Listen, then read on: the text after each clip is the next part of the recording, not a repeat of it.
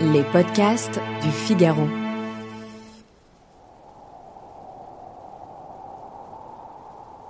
Sur le fil d'une arête édentée, 7 alpinistes progressent, lentement, en direction d'un sommet tout proche.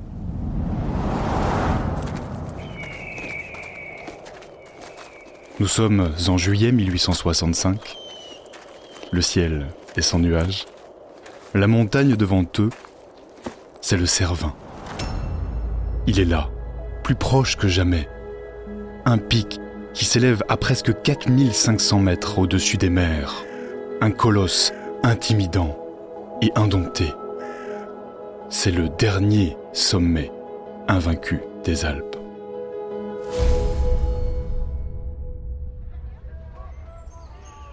Depuis Zermatt, petit village suisse tout proche, on observe depuis l'aurore avec attention cette nouvelle expédition. Pas un mois ne passe sans qu'une expédition n'échoue sur les flancs de cette montagne. On ne compte plus les vaines tentatives au Cervin, renforçant ainsi sa légende. Mais cette fois, c'est différent. Personne n'avait jamais imaginé affronter la montagne par ce versant. La paroi est trop raide, la progression trop technique, trop dangereuse, pense-t-on. En tête de la petite troupe, un certain Edward Whymper. Nos 7 alpinistes ne savent pas encore que leur conquête de ce mont légendaire deviendra aussi l'une des grandes tragédies de l'alpinisme. Au fil des siècles, les pics, aiguilles, pointes et dômes qui composent les sommets des Alpes ont été apprivoisés par de nombreux alpinistes, dans des ascensions parfois tragiques, toujours glorieuses.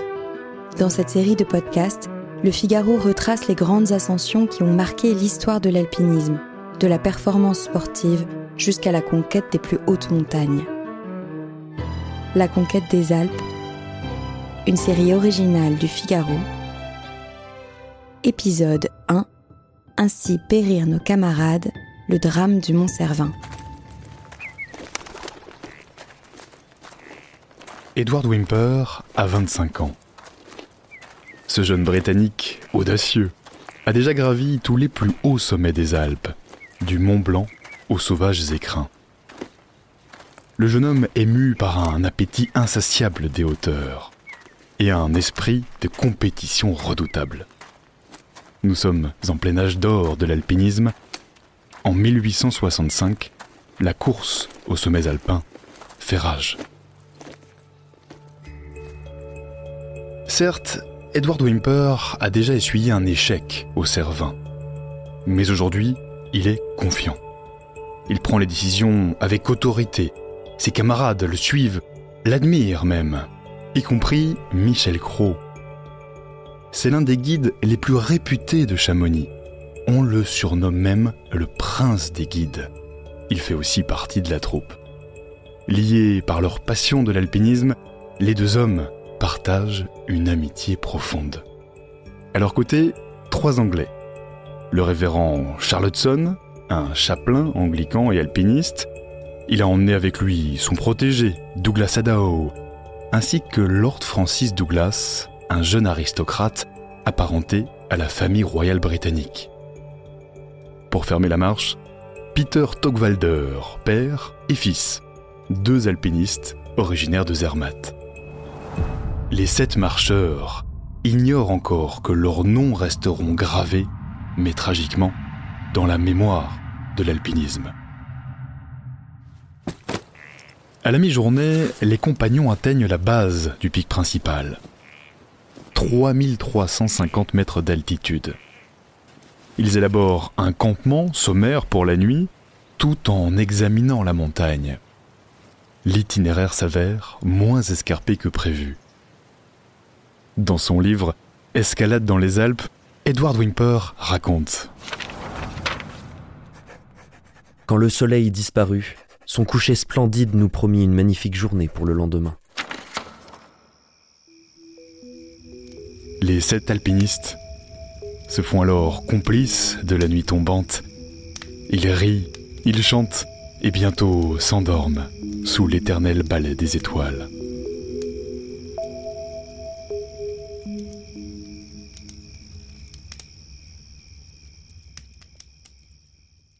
Aux premières lueurs de l'aube, l'équipe attaque sérieusement le flanc de la montagne. L'escalade commence. En dehors de l'altitude et du dénivelé, c'est la principale difficulté du Cervin. La pente s'accentue peu à peu, atteignant jusqu'à 40 degrés par endroit. Les 7 compagnons n'utilisent pas pour autant leur corde en chanvre. Ils se contentent de leurs chaussures épaisses aux crampons de cuir. Leur équipement est rudimentaire. Ils sont habillés comme des voyageurs en hiver, avec des vêtements de drap épais, des pantalons normaux, quoique plus larges pour lever les genoux, un chapeau et une cravate. Ils portent en plus des outres de vin et de loup sur leur dos. Nous sommes bien loin des équipements techniques que portent les alpinistes contemporains. Avec de très longs piolets en forme de hache, les grimpeurs progressent lentement dans le dédale minéral. L'ensemble de cette grande pente se révélait à nous à présent comme un immense escalier naturel. Certaines parties étaient plus aisées, alors que d'autres l'étaient moins. Quand un obstacle s'élevait devant nous, il pouvait toujours être contourné par la droite ou la gauche. À ce stade, pas de difficulté majeure donc. Mais la prudence reste de mise. Dans cette escalade rocheuse, toute chute est évidemment mortelle.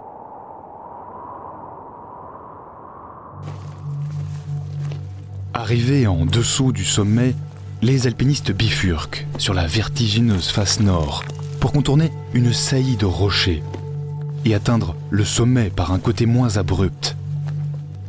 Les 7 compagnons avancent à l'aveugle, sans garantie de trouver le chemin qui peut les emmener au sommet. Un peu après 13 heures, au bout d'une pente de neige, le Cervin se dessine enfin.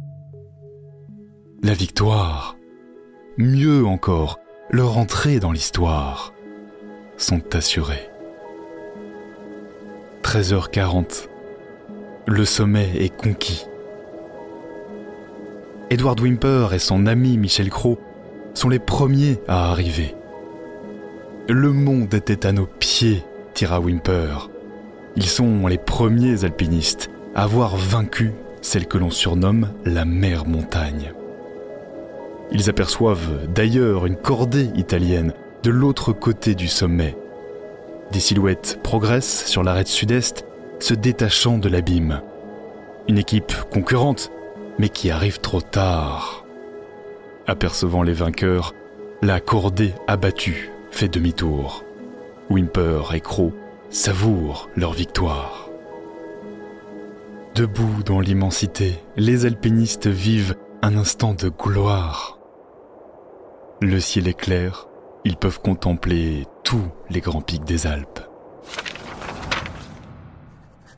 Des montagnes de pierre ou des montagnes de neige, les unes sombres, solennelles, et les autres étincelantes de blancheur, ornées de hautes murailles, de tours, de clochetons, terminées en pyramides, en dômes, en cônes, en aiguilles, en flèches. Toutes les combinaisons de lignes que l'univers peut offrir, tous les contrastes que l'imagination peut rêver. Edward Whymper exulte. Sa renommée est désormais garantie. Après 1 heure de bénédiction, les 7 alpinistes entament leur descente. Ils ignorent encore le triste destin qui les attend. Michel Cros prend la tête, suivi par le reste de la troupe. Tous sont encordés, le jeune Haddow suit Michel Cros de près. En 3e et 4e position, on trouve le révérend Hudson et le jeune aristocrate Francis Douglas. Derrière eux, Togwalder, père et fils. Edward Whymper, quant à lui, ferme la marche. Un peu en dessous du sommet, dans la face nord, alors qu'ils n'ont pas encore rejoint l'arête, les alpinistes s'engagent dans un passage rocheux compliqué, sans s'assurer à partir d'un rocher. C'est alors que le deuxième de file, Haddow, glisse et tombe sur Michel Cros. Renversé, le chamoignard pousse un cri, mais il ne peut pas éviter la chute. Les troisième et quatrième de cordée sont arrachés de leur prise sous le choc. Les derniers grimpeurs, dont Edward Whymper, s'agrippent de toute leur force au rocher. La corde qui lie les alpinistes, subitement tendue à l'extrême, imprime une violente secousse et se rompt sous le choc.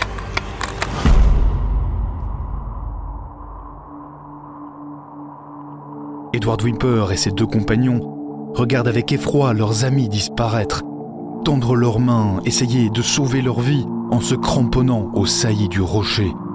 Les 4 alpinistes basculent. Ils dévalent le pan de la montagne. Plus de 1000 mètres de chute et sombrent à jamais.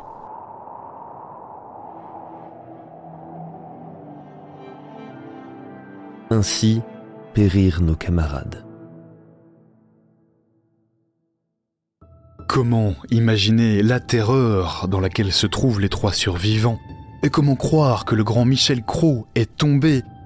Que va dire Chamonix? Ne cesse de répéter en sanglotant le plus jeune d'entre eux.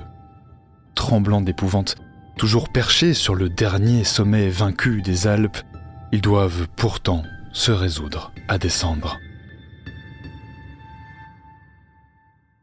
Un moment de négligence peut détruire le bonheur de toute une vie, dira Whymper dans une citation restée célèbre.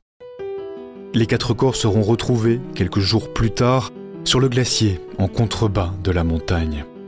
Comme souvent dans l'histoire de la conquête des sommets, une polémique éclatera. Les survivants seront accusés d'avoir coupé la corde, de ne pas avoir essayé de retenir les malheureux.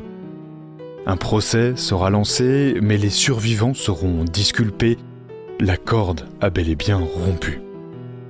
Ces cordes étaient en chanvre, une matière bien plus statique que les cordes en nylon d'aujourd'hui, désormais capables d'absorber les chocs. À cela s'ajoute que la corde qui reliait les 2 groupes était une corde de secours encore plus fragile que les autres. Un détail insignifiant, mais qui, couplé à un mauvais pas, ne pardonne pas. La montagne est cruelle. L'immensité vierge des hauts sommets n'est pas gratuite. Le drame du Cervin reste comme l'une des grandes tragédies de l'alpinisme, véritable mythe fondateur. Conquérir l'inutile a un prix. Désormais, tout alpiniste le sait.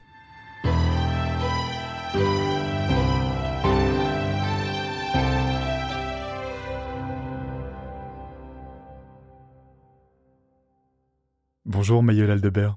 Bonjour. Vous êtes vous-même alpiniste, journaliste au Figaro également, et c'est vous l'auteur originel du récit qu'on vient d'entendre. Alors d'abord, est-ce que vous pourriez nous décrire le Cervin en quelques mots ? Oui, le Cervin, c'est une montagne très particulière parce qu'elle n'est pas encastrée au milieu d'autres sommets. C'est pas comme les vieilles cathédrales sur lesquelles s'adossent des maisons et des immeubles. C'est vraiment une pyramide qui surgit au milieu du paysage. C'est assez impressionnant, assez intimidant. Elle a une allure vraiment très atypique qu'on reconnaît au premier coup d'œil. C'est d'ailleurs la montagne qu'on retrouve sur les tablettes de Toblerone. Le Cervin, c'est dans le canton du Valais en Suisse, mais on la voit très très bien depuis les Alpes françaises, que ce soit depuis la Savoie ou même depuis les écrins qui sont plus au sud. À l'époque d'Edward Whymper, le jeune alpiniste britannique qui menait l'expédition, qu'est-ce que ça représentait de gravir le Cervin ? En fait, il faut imaginer qu'à l'époque, il n'y a pas vraiment d'équipement spécialisé pour la haute montagne. Ce qu'on appelle les alpinistes, c'est d'abord en grande partie des jeunes de l'aristocratie, dont d'ailleurs beaucoup sont britanniques, et ce sont tous des voyageurs en quête d'aventure. Donc ils sont habillés en tant que tels, ils emportent très peu de matériel spécifique, si ce n'est des cordes en chanvre ou des chaussures épaisses avec des crampons de cuir, comme on l'a entendu dans le récit. Et ils n'ont pas de boissons spécifiques ou de barres de céréales. Ils sont aussi très lourds, c'est une vraie expédition. À cela, il y a la dimension psychologique d'une montagne où l'homme n'a jamais mis les pieds, de la très haute altitude, dont on ne connaît d'ailleurs pas du tout les effets sur le corps. Et il y a aussi la longueur de l'ascension dans une pente à 40 degrés, sans câbles et sans points d'assurage qui sont installés aujourd'hui. Donc oui, à l'époque, c'est vraiment une ascension très difficile. Aujourd'hui, Mayol, est-ce que vous diriez que le Cervin, c'est encore une montagne difficile à escalader ? Alors, par l'arrêt du Hornli, donc l'itinéraire de Whymper, c'est une course d'alpinistes assez relevée, mais classique. Aujourd'hui, avec le développement de la pratique, avec le matériel qui a considérablement changé, l'escalade est complètement différente et plus facile forcément. Pour vous donner un exemple, en août 2018, un alpiniste suisse a battu le record en aller-retour depuis Zermatt en 3h59 par l'itinéraire de Whymper, quand il leur fallait à eux plusieurs jours entiers. Oui, il faut dire que, on l'a dit dans l'histoire, mais il partait avec des outres de vin sur le dos. Ça ne fait pas simplifier l'escalade. Effectivement. Et alors, par l'arrêt du Lion de l'autre côté, la voie normale italienne, c'est une voie d'alpinisme également classique. Elle a été ouverte par Jean-Antoine Carrel, donc l'alpiniste qui échoue et qui voit Whymper arriver au sommet. Cet alpiniste-là, il décide, en fait, quand il a perdu, de remonter quand même 2 jours après par cet itinéraire. Donc l'ascension du Cervin est beaucoup plus facile aujourd'hui qu'hier. Et pourquoi est-ce que cette montagne demeure un tel mythe chez les alpinistes, Mayol ? Alors déjà pour cette histoire, qui est vraiment une des ascensions les plus connues de l'alpinisme et qui est vraiment un mythe fondateur, mais aussi pour sa face nord, qui est une des plus grandes faces nord des Alpes et un des itinéraires les plus difficiles et un des défis les plus grands. C'est une voie vraiment que tout alpiniste très expérimenté doit réaliser s'il est au sommet de sa pratique. Et puis bien sûr, c'est une montagne tueuse, ce qui renforce sa réputation et sa dimension redoutable.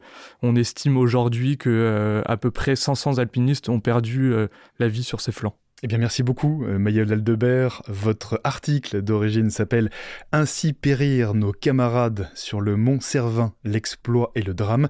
On peut bien sûr le retrouver sur lefigaro.fr. La conquête des Alpes est une série originale du Figaro, sur une idée de Mayol Aldebert, racontée par Alban Barthélemy, coordination Aude-Cérès, réalisation Chloé Vibo, prise de son Axel Lampérière, post-production Léo Westphal. Retrouvez les grands récits de la conquête des Alpes du XVe siècle à nos jours sur lefigaro.fr et toutes les plateformes d'écoute. À très vite.